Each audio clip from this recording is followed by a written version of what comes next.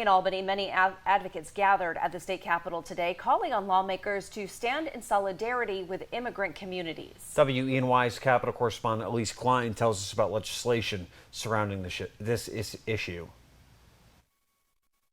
No one is illegal on stolen land. Stop supporting our criminalization and pass New York for All now.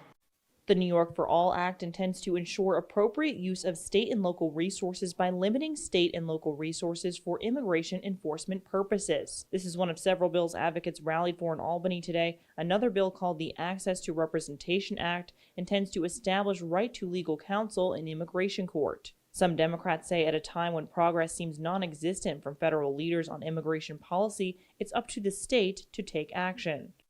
And making sure that we are allowing them to not only exist but thrive in New York. Many advocates who rallied today also expressed concern about anti-immigrant rhetoric statements they've heard from state and local officials. Senator Ramos says as a daughter of immigrant parents, she sees her role as a state senator to be a bridge in between the immigrant community and people who were born in the United States. I thank God every day that we're in the supermajority, because if we had the xenophobes from the Republican superminority in the majority, we would be in a much worse place than we are today.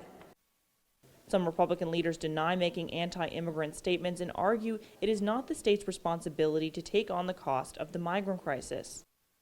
First of all, I think we ought to take care of New Yorkers, our citizens first. And no one's necessarily saying they're against migrants. The problem is this is a federal government issue. The federal government refuses to stand up.